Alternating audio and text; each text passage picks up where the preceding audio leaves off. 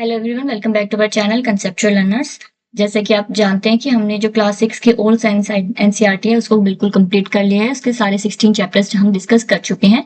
इस जो वीडियो है इसमें सिर्फ हम एक ओवरव्यू लेंगे ताकि एक शॉर्ट फॉर्मेट में आपको जो कंप्लीट कंटेंट है वो मिल जाए रिवीजन पर्पस के लिए। इसमें हम कंप्लीट ओवरव्यू करने वाले हैं ओल्ड साइंस एनसीईआरटी जो है उसका। सबसे पहले हम बात करते हैं कि जो लाइफ साइंसेस के चैप्टर हैं वो कौन कौन से हैं। चैप्टर 1, 2, 7, 8 एंड 9, जिसमें हम ऑर्गेनिज्म, न्यूट्रिशन एंड बायोमैकेनिक्स की बात करते हैं। फिजिकल साइंस के जो चैप्टर हैं इसमें वो है चैप्टर 3, 4, 5, 6, 10, 11, 12 एंड 13। ये जो चैप्टर्स हैं ये नेचर ऑफ मटेरियल पे फोकस करते हैं, मैटर के बारे में बात करते हैं, मोशन एंड एनर्जी से रिलेटेड है। अर्थ साइंसेस की अगर हम बात करते हैं तो 14, 15 एंड 16 ऐसे चैप्टर्स हैं जो अर्थ साइंसेस से रिलेटेड हैं। आई होप आपको जो वीडियो है वो पसंद आएगी, और अगर आपको इन चैप्टर्स की जो डिटेल वीडियो देखनी है तो उसका जो प्लेलिस्ट है उसमें मेंशन है, आप उसमें जाके चेक कर सकते हैं चैनल के ऊपर। Let's start. सबसे पहले तो चैप्टर 1, फूड सोर्सेस। इस चैप्टर की अगर हम बात करते हैं तो इस चैप्टर में मेनली हमें जो है किस किस बारे में बात की गई है। एक तो हमसे जो है इंग्रेडिएंट्स क्या होते हैं ये बताया गया है। सबसे पहले कोई भी चीज बनाते हैं तो उसको बनाने के लिए इंग्रेडिएंट्स की जरूरत होती है। फॉर एग्जांपल अगर आप खीर बना रहे हैं तो उसमें राइस और मिल्क एंड शुगर ये क्या है, उसके इंग्रेडिएंट्स है। इसके बाद हम बात करते हैं फूड सोर्सेज की, जैसे कि चैप्टर का जो नेम है वो इसी के ऊपर। तो फूड सोर्सेज में हम दो कैटेगरीज में बात करेंगे यहाँ पे। एक है आपका प्लांट सोर्सेज और एक है आपका एनिमल सोर्सेज। अगर हम प्लांट सोर्स की बात करते हैं तो प्लांट सोर्स में भी हमारी ये दो कैटेगरीज आती हैं। एक आता है आपका एडिबल और दूसरे आते हैं नॉन एडिबल, यानी कि जिन प्लांट पार्ट्स को आप खा सकते हो और जिनको नहीं खा सकते हो। Edible and non edible. Edible में भी अगर हम बात करते हैं तो एक जो प्लांट है उसके मल्टीपल पार्ट्स हो सकते हैं जिनको आप ईट कर सकते हो। ठीक है, इसमें जो अगर हम बात करते हैं जैसे कि मस्टर्ड है, ठीक है, एग्जाम्पल अगर हम लेके चलते हैं तो जो मस्टर्ड है उसके जो सीड्स हैं वो भी आप खा सकते हैं। ठीक है, इसकी जो लीव्स हैं उसका भी साग बनता है, सरसों का साग। ठीक है, सिमिलरली अगर आप जो है दूसरे उसकी बात करते हैं जैसे पंपकिन हो गया, ठीक है, पंपकिन के सीड्स भी खा सकते हैं, इसके फ्लावर्स को भी ईट किया जाता है एंड इसके फ्रूट को भी ईट किया जाता है। तो एक ही प्लांट जो है उसके मल्टीपल जो पार्ट्स हैं उसको आप ईट कर सकते हो। तो पंपकिन के फ्लावर्स, सीड्स एंड इसके ये जो फ्रूट होता है वो एडिबल है। ठीक है, अब हम बात करते हैं नॉन एडिबल। जो नॉन एडिबल होते हैं कई ऐसे प्लांट्स होते हैं जो कि पॉइजनस होते हैं, टॉक्सिक होते हैं। ठीक है, तो उनको आप ईट नहीं कर सकते। इसमें एग्जांपल आपके कैसे आते हैं, जैसे कि धतूरा हो गया। ठीक है, आप इसका जो फ्रूट है उसको ईट नहीं कर सकते क्योंकि वो टॉक्सिन होता है उसके अंदर। ठीक है, सिमिलरली ऐसे ही काफी सारे और प्लांट्स हैं जिनको आप ईट नहीं कर सकते हो। इसके अलावा हम बात करते हैं इसमें स्प्राउटिंग के बारे में बात की हुई है कि स्प्राउटिंग कैसे होती है। स्प्राउटिंग में हम मेनली दो चीजों को कंसिडर करते हैं। एक तो आपकी मूंग दाल के जो स्प्राउट्स होते हैं उसके बारे में बात की गई है यहाँ पे, और दूसरा आपका जो चना होता है, ठीक है, उसको स्प्राउट्स के यहाँ पे बात की गई है। इसके अलावा इसमें नेक्टर के बारे में बात की गई है। इस चैप्टर में नेक्टर जो है वो उससे हमें हनी ऑब्टेन्ड होता है। ठीक है, फिर हम बात करते हैं फूड हैबिट्स के एनिमल में। हर्बीवोर वो एनिमल्स होते हैं जो ओनली ये प्लांट या प्लांट बेस्ड प्रोडक्ट्स को ईट करते हैं, जिसमें काउ, बफेलो एंड बटरफ्लाई आता है आपका। कार्निवोर ऐसे हैं जो ओनली मीट प्रोडक्ट्स को ईट करते हैं, इसमें आपका लॉयन हो गया, टाइगर हो गया, स्पाइडर हो गया, ये कार्निवोर्स है।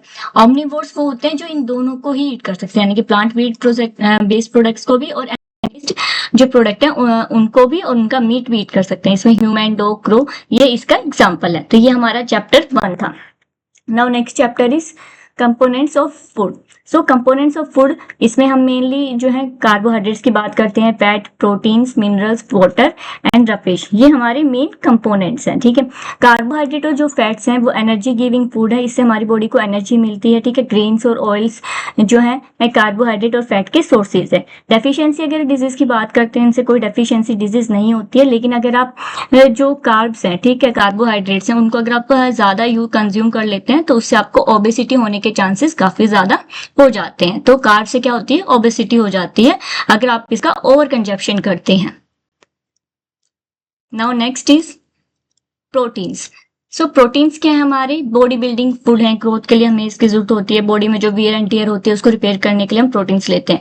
पल्सेस एंड मीट इसका सोर्सेज हैं। ठीक है, डेफिशिएंसी डिजीज में बात करते हैं तो इससे स्टंटेड ग्रोथ होती है। स्टंटेड ग्रोथ में हमारे पास दो एग्जांपल्स आते हैं इसके, क्वाशिकोर कर और मरस्मस। ये ऐसी जो डिजीज है जो आपके प्रोटीन डेफिशिएंसी से होती है। नाउ अब हम बात करते हैं वाटर के बारे में, ठीक है। हमारी जो बॉडी है उसमें जो है 70% जो वाटर है वो प्रेजेंट रहता है, ठीक है। जो वाटर है उससे हमारी बॉडी कैसी रहती है, हाइड्रेटेड रहती है। इसके अलावा ट्रांसपोर्टेशन में हेल्प करता है ये, ठीक है। बॉडी टेम्परेचर को मेंटेन करके रखता है, ठीक है। तो ये सारे किसके फंक्शन है, वाटर के फंक्शन है। अगर हम रफेज की बात करते हैं, ठीक है, रफेज या जो फाइबर होता है, ठीक है, वो क्या करता है, वो जो फूड होता है, ठीक है, उसको एक बल्क प्रोवाइड करता है ताकि जो हमारा डाइजेस्टेड फूड है वो इजिली बॉडी से मूव आउट हो सके। तो ये क्या कर रहा है, एक बल्क दे रहा है, ठीक है, बल्क प्रोवाइड करता है फूड को, स्पेशली अनडाइजेस्टेड फूड जो है। और बॉडी की स्मूथ फंक्शनिंग के लिए रफेज बहुत ज्यादा जरूरी है। इसमें मेनली हमारे जो वेजिटेबल्स होते हैं, फ्रूट्स होते हैं, वो इसका सोर्स होते हैं। नाउ नेक्स्ट इज विटामिन की अगर हम बात करते हैं तो विटामिन ए जो है वो विजन में हेल्प करता है। कैरेट्स एंड पपाया जो है वो इसके मेन सोर्सेज हैं। अगर इसकी डेफिशिएंसी हो जाती है तो उससे नाइट ब्लाइंडनेस होती है। विटामिन बी नर्व फंक्शन के लिए जरूरी है। बोल ग्रेन्स इसके सोर्सेज हैं और इसकी कमी से बेरी बेरी डिजीज हो जाता है। विटामिन सी जो है इम्यूनिटी के लिए जरूरी होता है, ठीक है। सिट्रस फ्रूट्स हो गए, आंवला हो गया, ठीक है, वो इसके मेन सोर्स में आते हैं और इससे स्कर्वी डिजीज होती है अगर इसकी डेफिशिएंसी बॉडी में हो जाती है। विटामिन डी, कैल्शियम यूटिलाइज करने के लिए विटामिन डी की जरूरत होती है, ठीक है। सनलाइट और मिल्क इसके सोर्सेज हैं और इसकी डेफिशिएंसी से रिकेट्स होती है, ठीक है, जिसमें हमारी जो बोन्स होती हैं वो वीक हो जाती हैं। आयरन की बात करते हैं तो ब्लड हेल्थ के लिए जरूरी है, ठीक है। जो लीफी ग्रीन वेजिटेबल्स हैं, मिल्क है, वो इसका सोर्स है एंड इसकी डेफिशिएंसी से एनीमिया होता है। एक और अगर हम इसमें ऐड करना चाहें तो वो हमारा क्या है, आयोडीन, ठीक है। जो आयोडीन है, ठीक है, ये आपके थायराइड के लिए जरूरी होता है, ठीक है। अगर जो मिल्क है, एग्स हैं, वो इसके मेन सोर्सेज हैं। अगर इसकी डेफिशिएंसी हो जाती है बॉडी में तो जो आपको गोइटर है, गोइटर जो डिजीज है जिसमें नेक में स्मेलिंग आ जाती है, ठीक है, वो इसका डेफिशिएंसी से होती है। और इसमें अगर हम बात करते हैं जो कॉमन आयोडाइज सॉल्ट है वो इसके सोर्सेज में आता है। नाउ यहाँ पे जो टेस्ट हैं डिफरेंट उनकी भी बात गई है। तो जो आयोडीन टेस्ट है वो स्टार्च के लिए होता है। ये इसके अलावा जो प्रोटीन टेस्ट है, प्रोटीन टेस्ट हम कैसे करते हैं, इसमें हम जो है NaOH प्लस कॉपर सल्फेट जो है उसका मिक्सचर लेते हैं एंड देन टेस्ट ट्यूब में जो हमारा सैंपल है उसको डालते हैं। इन दोनों का सैंपल इनको मिक्सचर जो है उनके डालते हैं और अगर हमारा जो कलर है वो पर्पल आता है तो इट मीन्स क्या है कि उसमें जो प्रोटीन है हमारा वो प्रेजेंट है। अगर पर्पल कलर नहीं है तो इट मीन्स उसमें प्रोटीन एब्सेंट है। तो ये यहाँ पे बात की गई है इसमें। इसके अलावा अगर हम बात करते हैं तो इस चैप्टर में जो है कॉपर सल्फेट की हमें 2 ड्रॉप्स लेनी होती हैं और NaOH की 10 ड्रॉप्स लेनी होती हैं। नाउ नेक्स्ट चैप्टर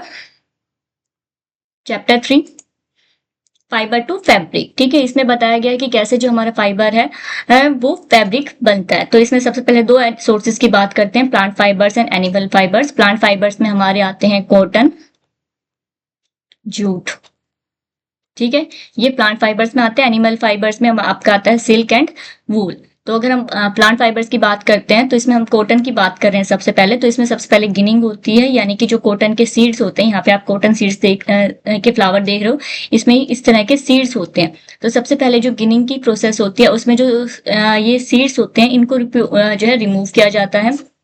रिमूव करने के बाद जो है गिनिंग जो फाइबर आपको ऑब्टेन्ड होता है, ठीक है, उसको स्पिन किया जाता है। स्पिन करने से आपका जो है यार्न बनता है और यार्न को फिर आप 2 मेथड्स हैं, या तो उसको वीव कर सकते हो या नीट कर सकते हो, ठीक है। वीविंग में क्या होता है, 2 सेट ऑफ यार्न आप लेते हो और उससे आपका जो नेचुरल फैब्रिक है वो तैयार होता है। नीटिंग में एक कंटिन्यूस सिंगल फैब्रिक होता है, जैसे आपने देखा होगा कि जो वून, जैसे वून से कपड़े बनते हैं वैसे ही नीटिंग में एक ही सिंगल फाइबर से हम पूरा जो फैब्रिक है वो बना लेते हैं।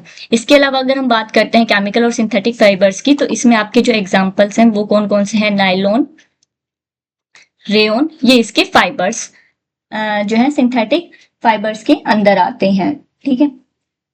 अब नेक्स्ट चैप्टर की अगर हम बात करते हैं, चैप्टर 4 सॉर्टिंग मटेरियल्स।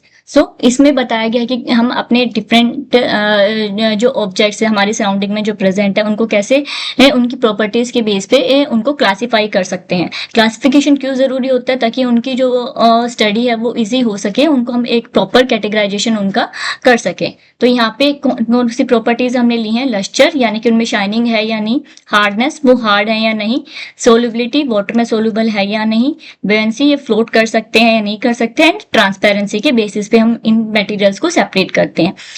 वुड की अगर हम बात करते हैं तो वुड कैसा है? डल है, उसमें कोई भी शाइनिंग आपको देखने को नहीं मिलती। हार्डनेस की बात करते हैं तो वो रिजिड है, हार्ड है, कॉम्पैक्ट स्ट्रक्चर है, ठीक है। सोल्युबिलिटी की अगर आप बात करोगे तो ये पानी में जो है सेपरेट हो जाता है, पानी में सोल्यूबल नहीं होता है। बुयंसी की बात करते हैं तो ये पानी में फ्लोट करता है क्योंकि इसकी डेंसिटी जो है वाटर से कम होती है। अगर हम ट्रांसपेरेंसी की बात करते हैं, ट्रांसपेरेंसी में भी ये कैसा है? हमारा ओपेक है, यानी कि इसके आर पर आप कुछ देख नहीं पाते हो। तो इस तरह से हम डिफरेंट जो मटेरियल्स हैं उनको अलग अलग क्लासिफाई कर सकते हैं। सिमिलरली जो मेटल है, मेटल शाइनी होता है, रिजिड होता है, ठीक है, ये सेपरेट रहता है, सोल्यूबल नहीं होता वाटर के अंदर, सिंक हो जाता है क्योंकि डेंसिटी जो है वाटर से ज्यादा है। ये भी कैसे होते हैं? ओपेक होते हैं, ठीक है, आप इसके आर पार नहीं देख पाते। ग्लास की अगर हम बात करते हैं तो ग्लास शाइनी होता है, रिजिड होता है, सेपरेट होता है यानी कि सोल्यूबल नहीं होता पानी के अंदर, ये भी जो है पानी में सिंक हो जाता है, ट्रांसपेरेंट होता है यानी कि इसके आर पार आप देख सकते हो।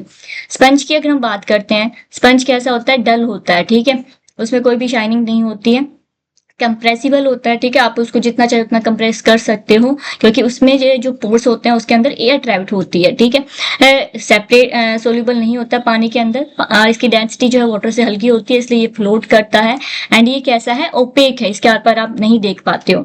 सॉल्ट एंड शुगर की अगर हम बात करते हैं तो डल होते हैं दोनों, रिजिड स्ट्रक्चर होता है, ठीक है, जो सोल्युबिलिटी है पानी के अंदर ये इजीली मिक्स हो जाते हैं, ठीक है, सिंक हो जाते हैं। अगर आप देखोगे कि चीनी या शुगर जो सोल्ट है उसको अगर आप पानी में घोल रहे हो तो अगर आपने ज्यादा अमाउंट में लिया तो धीरे धीरे करके वो नीचे बैठ जाते हैं, तो ये सिंक हो जाते हैं उसके अंदर, एंड ये कैसे हैं? ओपेक है, ठीक है।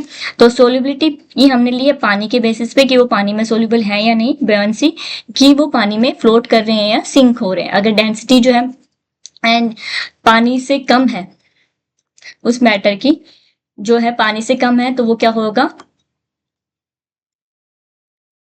फ्लोट करेगा। और अगर डेंसिटी जो है पानी से ज्यादा है तो वो सिंक हो जाएगा, ठीक है। तो इस तरह से हम डिफरेंट प्रॉपर्टीज के बेसिस पे ये जो ऑब्जेक्ट्स है इनको क्लासिफाई करते हैं। नाउ नेक्स्ट चैप्टर,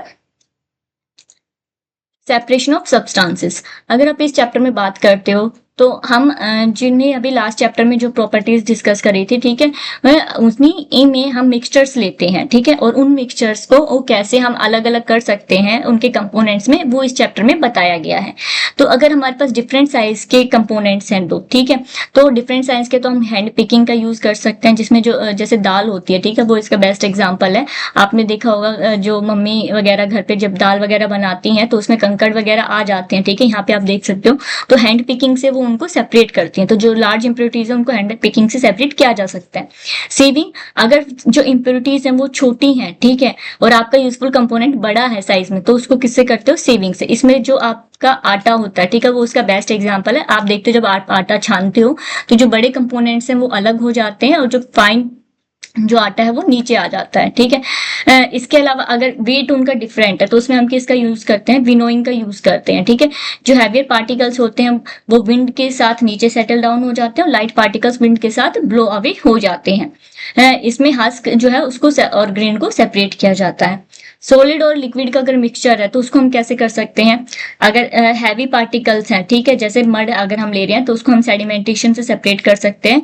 थोड़ी देर उस मिक्सचर को ऐसे ही स्टिल अगर हम रख देते हैं तो आप देखोगे कि जो सैंड है आपकी, ठीक है, वो नीचे सेटल डाउन हो जाती है और जो वाटर है आपका वो ऊपर सेपरेट आउट हो जाता है। बाद में जो है इसको डिकेंटेशन की जो प्रोसेस है, ठीक है, उससे सेपरेट कर लिया जाता है।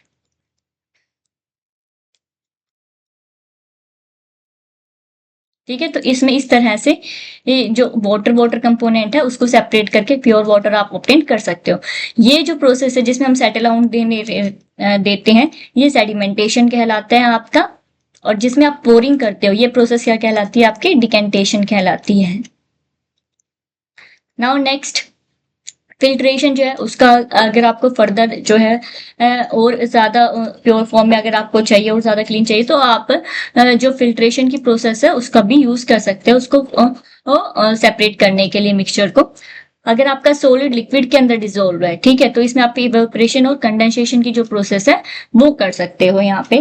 तो ये डिफरेंट जो प्रोसेसेस हैं, ठीक है, जो इस चैप्टर में डिस्कस की गई हैं। इवेपोरेशन में हमारा जो है जब आप सॉल्ट ऑब्टेन करते हो, ठीक है, जो ओशन एंड सीज है वो आता है यहाँ पे, ठीक है।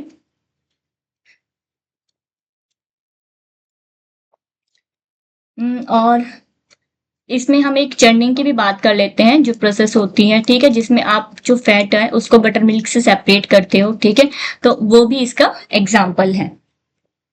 Now next chapter, changes around us. तो इस चैप्टर में दो तरह के चेंजेस के बारे में बात की गई है, ठीक है, reversible changes and irreversible changes. जो रिवर्सिबल चेंजेस है इसी को हम क्या कह देते हैं, फिजिकल चेंज भी कह देते हैं, और जो इरिवर्सिबल है इसको हम केमिकल चेंज भी कह देते हैं, ठीक है। तो रिवर्सिबल जैसे कि आइस का वाटर में मेल्ट होना रिवर्सिबल है, आप वापस से वाटर को आइस में कन्वर्ट कर सकते हैं। अगर एक पेपर को फोल्ड करके आप एयरप्लेन बना रहे हैं तो वो भी क्या है, एक रिवर्सिबल है, यानी कि इसको अनफोल्ड करके आप बिल्कुल पहले वाली शेप ऑब्टेन कर सकते हैं। अगर आप वैक्स की मेल्टिंग कर रहे हैं तो वो भी क्या है, आपका रिवर्सिबल फिजिकल चेंज है। नाउ केमिकल चेंज की अगर हम बात करते हैं या इरिवर्सिबल, नाम नहीं पता चल रहा है कि वापस रिवर्स नहीं होगा। जैसे कि आपने बैटर लिया, ठीक है, अगर आपने उससे रोटी बना दिया, बेकिंग कर दिया, तो वापस से आपको जो आपका जो डो है, बैटर है, वो वापस उसी फॉर्म में नहीं मिल पाएगा।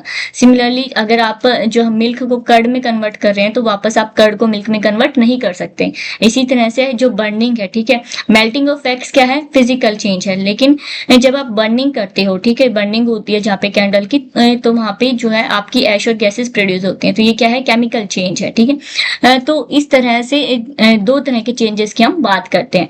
अगर आप इनमें कैटलिस्ट को डिसाइड करेंगे तो हीट एंड मिक्स करने पर ये दोनों चेंजेस आपको देखने को मिलते हैं। इसमें एक्सपेंशन एंड कॉन्ट्रैक्शन के बारे में भी बात की गई है इस चैप्टर में।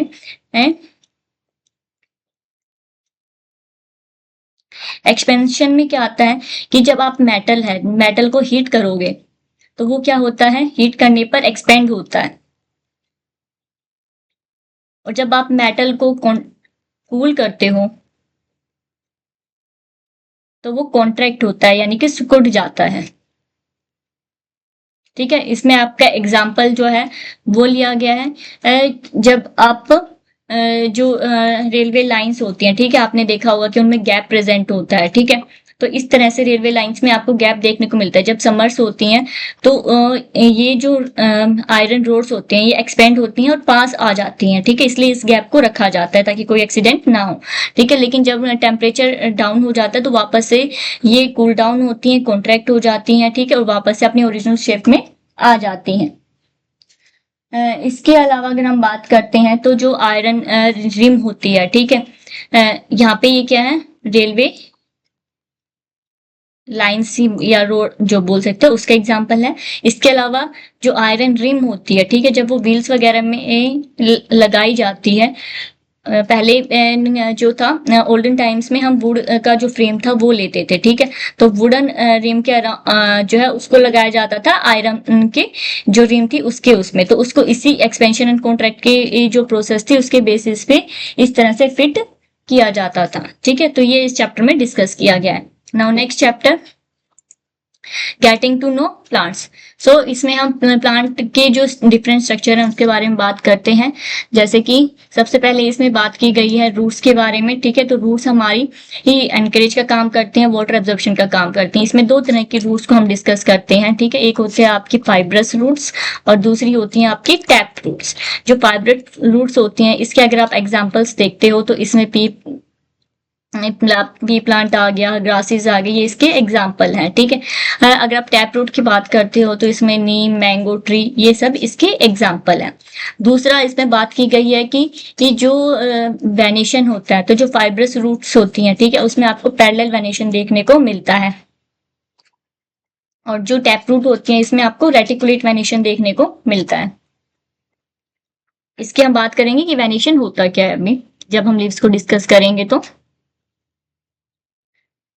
नाउ स्टेम की बात करते हैं। तो स्टेम क्या करती है, ट्रांसपोर्ट सिस्टम है, टू वे ट्रांसपोर्ट सिस्टम है। ये रूट से जो मिनरल्स हैं उनको प्लांट के जो अपर पार्ट से वहां तक पहुंचाती है, और जब लीफ जो है अपना फूड बनाती है तो उसको डिफरेंट जो पार्ट्स हैं प्लांट के उसमें ट्रांसपोर्ट करती है। इसके बाद हम बात करते हैं लीव्स की। तो लीव्स को हम दो टाइप में डिवाइड करते हैं, एक तो है आपका रेटिकुलेट वेनेशन, दूसरा है पैरेलल वेनेशन। अगर हम रेटिकुलेट वेनेशन की बात करते हैं तो इसमें इस तरह से एक नेटवर्क जो है आपको वो देखने को मिलता है, ठीक है। इसमें मेन एक आपकी मिड रिब होती है और ये स्मॉल वीन्स होती हैं, ठीक है। तो इस तरह से जब आपको एक नेटवर्क दिखाई देता है तो ये किसका बात कर रहे हैं हम, रेटिकुलेट वेनेशन की हम बात कर रहे हैं। और अगर आपको इस तरह से पैरेलल अगर आपको वेनेशन दिखाई दे रहा है, ठीक है, जो विंग्स हैं इस तरह से पैरेलली अरेंज्ड है, तो ये क्या आपका पैरेलल वेनेशन है। रेटिकुलेट वेनेशन आपको जो है डाइकोट्स में मिलता है। जो पैरेलल वेनेशन है ये आपको मोनोकोट्स में मिलता है, ठीक है। डाइकोट्स में अगर हम बात करते हैं तो इसके एग्जांपल्स अभी हमने पढ़े, नीम, मैंगो, ये इसके एग्जांपल्स हैं। नीम, मैंगो, पीपल, तुलसी, ये सब इसके एग्जाम्पल हैं, ठीक है। अगर हम इसकी बात करते हैं पैरेलल में तो इसमें आपके ग्रासेस हो गई, बनाना हो गया, ये सब इसके एग्जाम्पल्स आते हैं। फ्लावर की अगर हम बात करते हैं तो फ्लावर क्या आपका रिप्रोडक्टिव कंपोनेंट है प्लांट का, ठीक है। इसमें आपको 4 वॉल्स देखने को मिलते हैं, ठीक है। पहला जो होल है वो होता है सेपल्स का, जो कि ग्रीन कलर का होता है, सबसे नीचे जो है वो प्रेजेंट होता है, ठीक है, जो फ्लावर को बड कंडीशन में प्रोटेक्ट करता है। देन पेटल्स आती हैं जो कि कलर्ड पार्ट होती हैं, ये आप पेटल्स देख सकते हो, ठीक है, जो कि इंसेक्ट्स को जो है अट्रैक्ट करती हैं, पॉलिनेटर्स को अट्रैक्ट करती हैं, ठीक है, पॉलिनेशन के लिए। इसके अलावा ये जो एक स्वीट स्मेलिंग सब्सटेंस है, ठीक है, उसको भी रिलीज करती है ताकि जो इंसेक्ट्स हैं इसकी तरफ और ज्यादा जो है अट्रैक्ट हो। फिर हम बात करते हैं एंथर की, जो इसका मेल पार्ट है, ठीक है। ये आप एंथर देख सकते हो। एंथर में 2 पार्ट आपको देखने को मिलते हैं, एक होता है आपका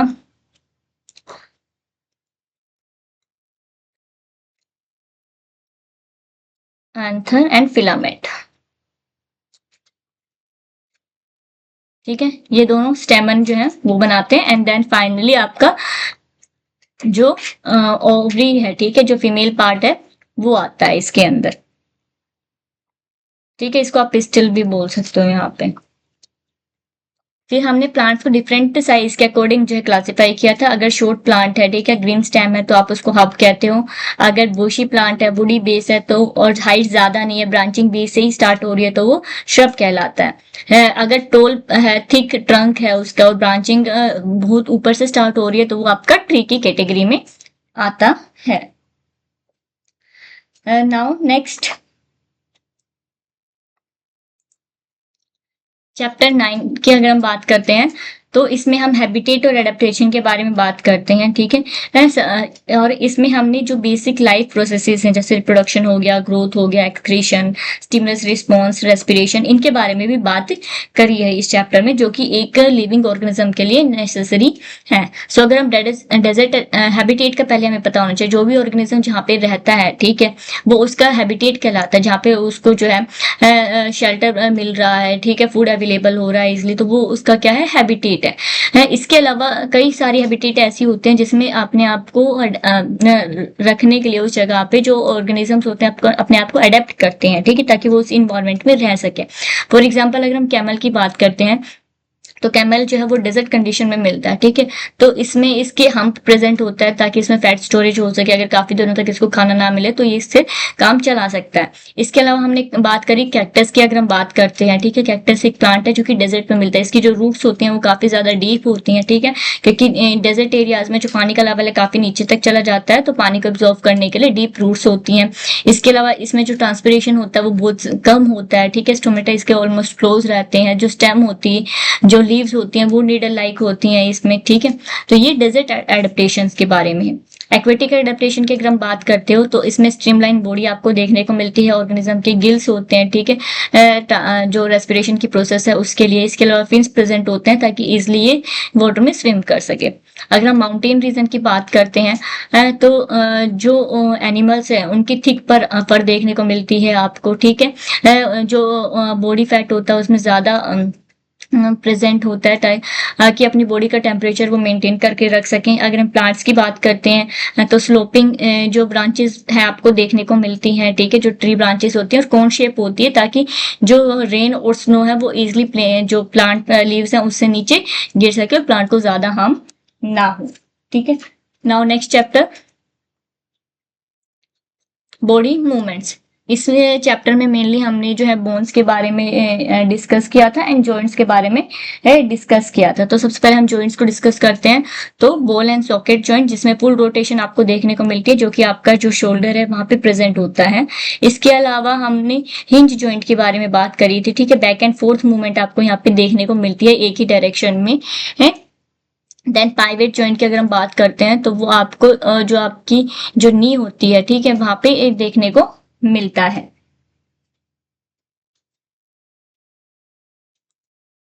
यहाँ पे भी आपका नाउ बात करते हैं अब हम स्केलेटन की।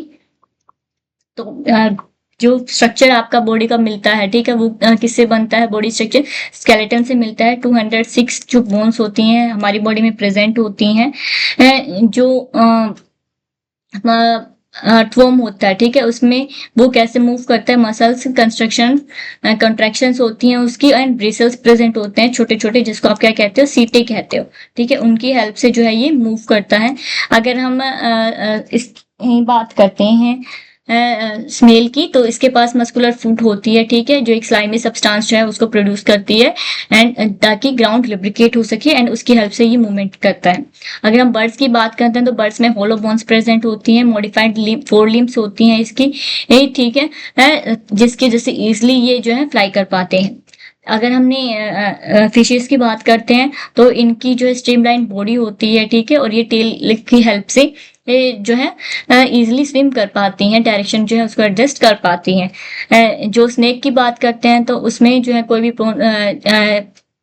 स्लिदरिंग होती है, ठीक है। तो इस तरह से जो मूवमेंट आपको देखने को मिलती है। इसके यहाँ पे जो नी है इसमें आपका हिंज जॉइंट ही आता है, पाइवेट जॉइंट नहीं आएगा। जो नेक होती है यहाँ पे आपका पाइवेट जॉइंट जो होता है वो प्रेजेंट होता है, ठीक है, जिसकी हेल्प से आप राउंड जो मूवमेंट है वो नेक की कर पाते हो। Now next chapter 10 motion and measurement, ठीक है। सो इसमें हिस्ट्री ऑफ ट्रांसपोर्ट दी गई है कि कैसे जो ट्रांसपोर्टेशन है, ठीक है, उसका एवोल्यूशन हुआ है। सबसे पहले आप देखोगे ये जो ह्यूमंस है वो फुट का यूज करते थे लॉन्ग डिस्टेंस जाने के लिए। देन व्हील का इन्वेंशन हुआ, ठीक है, फिर उन्होंने बुलोक कार्ट्स बनाई, ठीक है, चैरियट्स बनाए, उनका यूज करने लगे। देन स्टीम इंजन जो है उसका इन्वेंशन हुआ, ठीक है, उससे ट्रेन आई, आपकी कार बसेस आई। तो इस तरह से जो ट्रांसपोर्ट है उसका हाँ जो है हिस्ट्री आपको यहाँ पे दी गई है। इसके बाद 3 मोड ऑफ ट्रांसपोर्ट जो है वो यहाँ पे डिस्कस किए गए हैं। 3 मोड ऑफ ट्रांसपोर्ट, इसमें आपके land, Airways and waterways.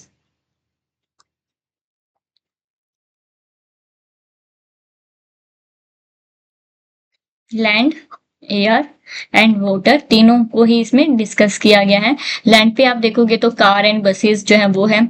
Air में अगर आप बात करते हो तो एरोप्लेन हो गया, हेलीकॉप्टर हो गया, ठीक है, ये सब कुछ इसमें आते हैं। वाटर में अगर आप बात करते हो तो जो शिप वगैरह हैं वो इसके एग्जाम्पल हैं, शिप, बोट।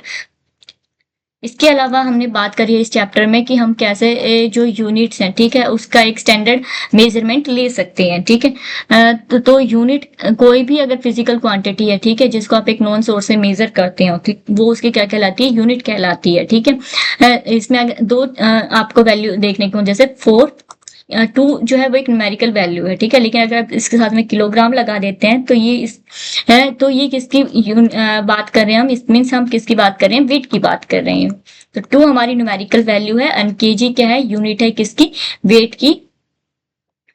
और मास की बात हम कर रहे हैं यहाँ पे, ठीक है। इसके अलावा जो ओल्डन टाइम्स है, ठीक है, उनमें स्टैंडर्डाइजेशन नहीं था, ठीक है। लोग हैंड्स का यूज करते थे, ठीक है, जो हैंड स्पैन है उसका यूज करते थे, क्यूबिट का यूज करते थे, ठीक है। जो आपके पैर की जो लेंथ होती है, ठीक है, उसका यूज करते थे डिस्टेंस को मेजर करने के लिए, लेकिन ये सभी एक्यूरेट मेजरमेंट आपको नहीं देते थे, और ये एक जगह से दूसरी जगह पर चेंज भी होते रहते थे इनके जो स्टैंडर्ड्स हैं। तो एक एक्यूरेसी लाने के लिए, एक रिलायबिलिटी लाने के लिए हमने जो है यूनिट कंसेप्ट जो है किसी भी फिजिकल क्वांटिटी को मेजर करने के लिए यूनिट का जो कंसेप्ट है उसको वो स्टार्ट किया। इसके अलावा हमने बात की थी कि जो लेंथ है उसकी जो यूनिट है, ठीक है, वो क्या है, मीटर है।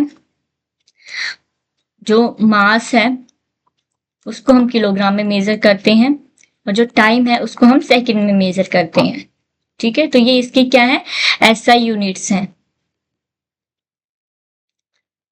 इनका इंटर कन्वर्जन जो है उसके ऊपर न्यूमेरिकल्स जो है पूछे जाते हैं। फिर हम टाइप्स ऑफ मोशन की बात करते हैं यहाँ पे इस चैप्टर में। तो रेक्टिलिनियर मोशन या जो है सबसे पहले वो किया गया है, कोई भी ऑब्जेक्ट अगर अपनी जो रेफरेंस पॉइंट है अपने ओरिजिन के रिस्पेक्ट में अपनी पोजीशन को चेंज करता है, एक जगह से दूसरी जगह पर जाता है, ठीक है, तो वो आपका मोशन कहलाता है। अगर वो स्ट्रेट लाइन में ट्रेवल कर रहा है तो वो रेक्टिलिनियर मोशन है। जैसे कि यहाँ पे देख सकते हो कि जो एप्पल है वो ब्रांच से सीधा नीचे गिरा है, तो यहाँ पे क्या है, रेक्टिलिनियर मोशन आपको देखने को मिलता है। सर्कुलर, अगर वो एक सेंट्रल पॉइंट के अराउंड जो है रोटेट कर रहा है, ठीक है, घूम रहा है, तो वो सर्कुलर मोशन कहलाता है। पीरियोडिक मोशन, अगर बैक एंड फोर्थ मोशन हो रहा है, वो आपका पीरियोडिक मोशन या ऑसिलेटरी मोशन कहलाता है। Now next, light, shadow and reflection की अगर हम बात करते हैं, ठीक है, तो इसमें हमने जो है सबसे पहले ट्रांसपेरेंसी के बारे में बात करी। ट्रांसपेरेंसी में हम ऑब्जेक्ट्स को 3 टाइप में रखते हैं, transparent, opaque and translucent. So transparent यानी कि जिसके आर पार आप बिल्कुल देख सकते हो, जैसे कि आपका जो सिंपल ग्लास होता है, ठीक है, ग्लास के चारों दोनों साइड आप बिल्कुल क्लियरली देख सकते हो। ओपेक यानी कि जिसके पीछे आप तो बिल्कुल नहीं देख सकते, जैसे कि आपका मिरर हो गया, ठीक है, ये किसका एग्जाम्पल है, ओपेक ऑब्जेक्ट का। ट्रांसलूसेंट यानी कि जिसके इसमें आप थोड़ा थोड़ा आपको धुंधला दिखाई देता है, ठीक है, तो ये किसका एग्जांपल है आपका, जैसे कि जो बटर पेपर हो गया, ठीक है, वो किसका एग्जांपल है, ट्रांसलूसेंट का एग्जांपल है। नाउ जो ओपेक ऑब्जेक्ट्स होते हैं, ठीक है, ओपेक ऑब्जेक्ट से ही हमारी ये जो लाइट है, ठीक है, लाइट कैसे इसमें स्ट्रेट लाइन में ट्रेवल करती है, रेक्टिलिनियर प्रोपगेशन होता है लाइट का। और जब कोई ऑब्जेक्ट इसके आगे आ जाता है जो कि इसके पाथ को जो है रोकता है, ठीक है, तो उससे ही हमारी किसकी फॉर्मेशन होती है, शैडो की फॉर्मेशन होती है। शैडो हमेशा ब्लैक कलर की ऑब्टेन्ड होती है, बनती है। इसके अलावा हमेशा एक स्क्रीन प्रेजेंट होनी चाहिए शैडो को बनने के लिए, ठीक है। इसका कोई भी शेप नहीं हो सकता, शेप वेरी करती है लाइट के सोर्स के ऊपर, ठीक है। फिर हम बात करते हैं रिफ्लेक्शन की। जब लाइट किसी शाइनी सरफेस पे या किसी रिफ्लेक्टिंग सरफेस के ऊपर जाके टकराती है, ये और उसी एंगल से वो जो है रिफ्लेक्ट हो जाती है, ठीक है, तो वो आपका क्या कहलाता है, रिफ्लेक्शन कहलाता है। तो यहाँ पे हमने लाइट के रिफ्लेक्शन के बारे में बात करी है, ठीक है, ट्रांसपेरेंसी के बारे में बात करी है, शैडो के बारे में बात करी है। इसके अलावा पिन होल कैमरा जो होता है, पिन होल कैमरे में अगर आप देखते हो तो जो ऑब्जेक्ट की इमेज है, ठीक है, वो हमेशा इन्वर्टेड पोजीशन में बनती है, ठीक है, स्मॉल साइज में आपको बनती हुई दिखाई देती है। इसमें अगर हम एक चीज और बात करते हैं तो हमने जो है इमेज के बारे में पढ़ा था कि जो हमारी इमेज होती है, ठीक है, वो 2 तरह की इमेज हमारी बनती है। एक होती है आपकी रियल इमेज और एक होती है आपकी वर्चुअल इमेज। जो प्लेन मिरर होता है जो घरों में यूज होता है, ठीक है, वो उसमें कौन सी इमेज बनती है, वर्चुअल इमेज बनती है। वर्चुअल इमेज वो बिल्कुल सीधी होगी, इरेक्ट इमेज होगी, ठीक है, सेम साइज की होगी। यहाँ पे हम प्लेन मिरर के बारे में बात कर रहे हैं। इरेक्ट होती है, सेम साइज की होती है। इसके अलावा वर्चुअल होती है, यानी कि इसको आप स्क्रीन पे ऑब्टेंड नहीं कर पाते हो, और ये सेम डिस्टेंस पे जो है इमेज आपको दिखाई देती है। अगर आप रियल इमेज के बारे में बात करते हो तो जो रियल इमेज होती है उसको आप स्क्रीन पर ऑब्टेंड कर सकते हो।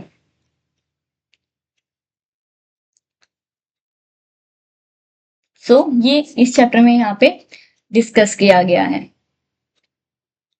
नाउ नेक्स्ट चैप्टर इलेक्ट्रिसिटी, इसमें हम बात करते हैं इलेक्ट्रिक सेल में। ठीक है, इलेक्ट्रिक सेल में आपको जो है मेटल कैप दिखाई देती है, ठीक है, और मेटल बेस दिखाई देता है। जो मेटल कैप होती है वो पॉजिटिव टर्मिनल होता है, जो मेटल बेस होता है वो नेगेटिव टर्मिनल होता है।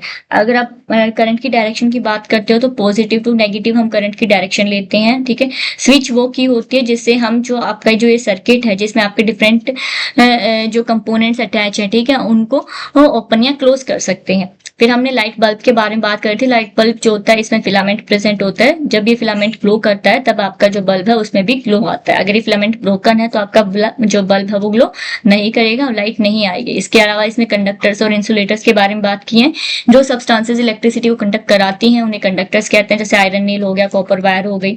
इंसुलेटर्स जो इलेक्ट्रिसिटी को कंडक्ट नहीं करते हैं, जैसे ये आपका रबड़ हो गया, वुड हो गया, ये क्या है आपके इंसुलेटर्स हैं। Now next chapter fun with magnets. इसमें हमने मैग्नेट के बारे में बात करी थी। ठीक है, जो नेचुरल मैग्नेट होती है वो कौन सी होती है? लोडस्टोन।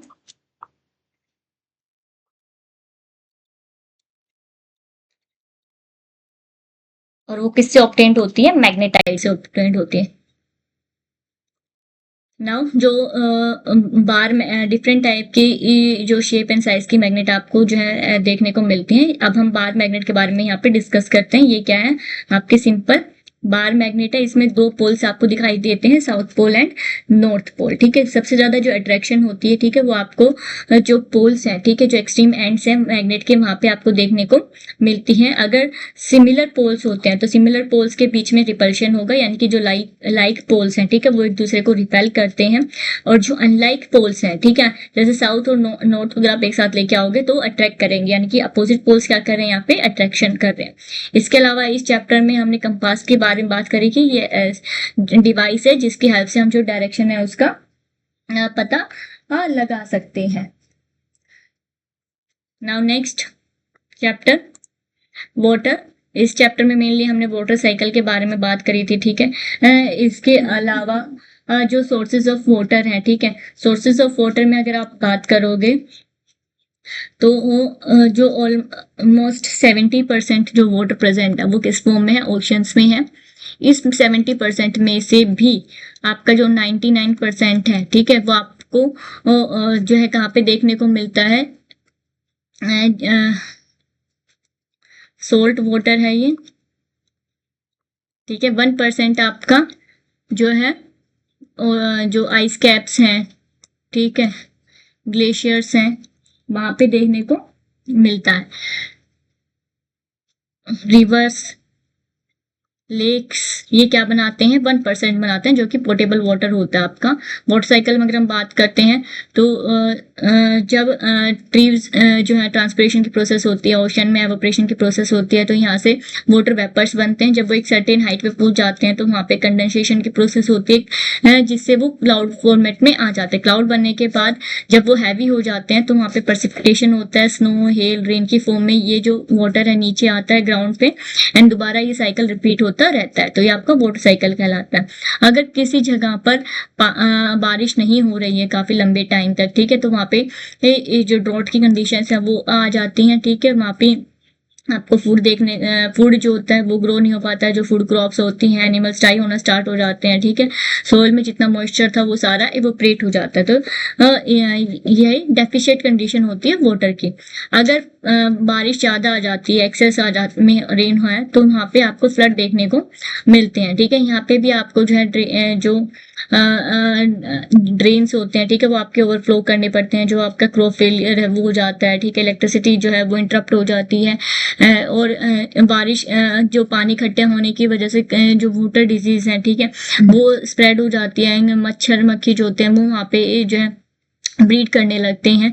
इसके अलावा जो कंटामिनेटेड वाटर पीने से काफी सारी जो हेल्थ रिस्क हैं वो यहाँ पे होने के चांसेस होते हैं। फिर रेन वाटर हार्वेस्टिंग की बात की गई है कि कैसे जो वाटर है उसको आप हार्वेस्ट कर सकते हो ताकि फ्यूचर में उसका यूज कर सको। फिर हमने एक्वीफर्स के बारे में बात की थी। ठीक है, कि कैसे जो ये रेन वाटर से जो वाटर हार्वेस्ट हो रहा है, ठीक है, या जो रेन से पानी आ रहा है, उसको उससे आप जो ग्राउंड वाटर है, ठीक है, उसके अंदर जो वाटर टेबल है उसको रिचार्ज कर सकते हो।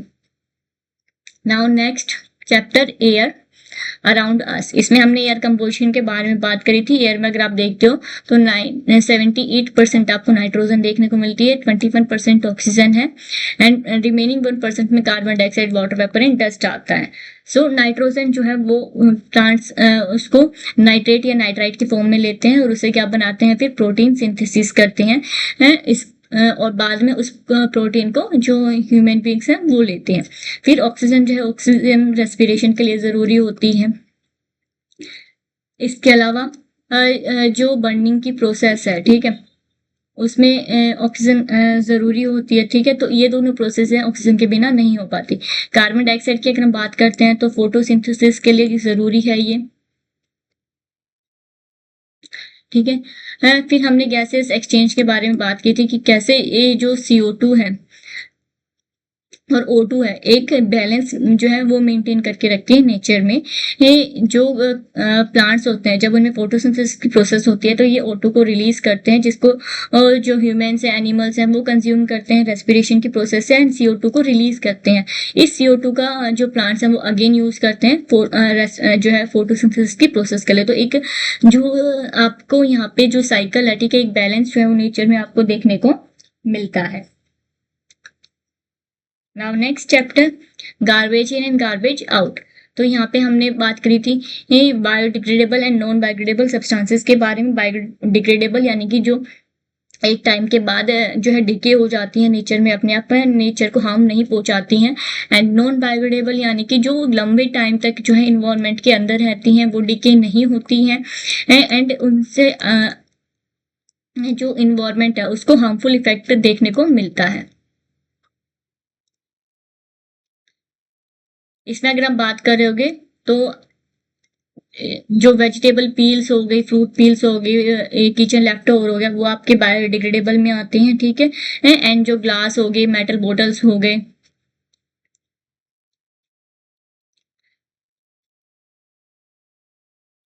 प्लास्टिक्स, ये सब क्या है आपके नॉन बायोडिग्रेडेबल में आते हैं, यानी कि ये जल्दी से डिग्रेड नहीं होते। अगर आप इनको डिकम्पोज भी करते हो तो भी जो इन्वायरमेंट है उस पर आपको हार्मफुल इफेक्ट देखने को मिलता है। फिर हमने वर्मी कंपोस्ट की बात की थी, कैसे अर्थवर्म का यूज करके आप जो कंपोस्ट है उसको बना सकते हो, ठीक है, जो कि बाद फाइनली किस में यूज होता है, मैन्योर की तरह आप इसको यूज करते हो जिससे सोइल की फर्टिलिटी इंक्रीज होती है। फिर हमने लैंडफिल्स के बारे में बात करी थी कि लैंडफिल्स क्या होती हैं। लो लेइंग एरियाज होते हैं जहाँ पे जो भी आपका जो गार्बेज होता है उसको डंप किया जाता है। अगर उसमें कोई यूजफुल सब्सटेंस है, ठीक है, या कोई मटेरियल है तो उसको वहां से निकाल लिया जाता है, ठीक है, और फर्दर उसकी प्रोसेसिंग के लिए दिया जाता है। और जो आपका यूजफुल मटेरियल नहीं है उसको इस तरह से लैंडफिल जो है उनमें दिया जाता है। कुछ टाइम बाद आज यहाँ पे सोइल को जो है स्प्रेड किया जाता है और बाद में जो पार्क्स वगैरह हैं वो यहाँ पे बना दिए जाते हैं, ठीक है। तो ये आपका कंप्लीट ओवरव्यू था 6th क्लास का। Thank you. आपको वीडियो अच्छी लगी होगी, चैनल को लाइक सब्सक्राइब करें। Thank you.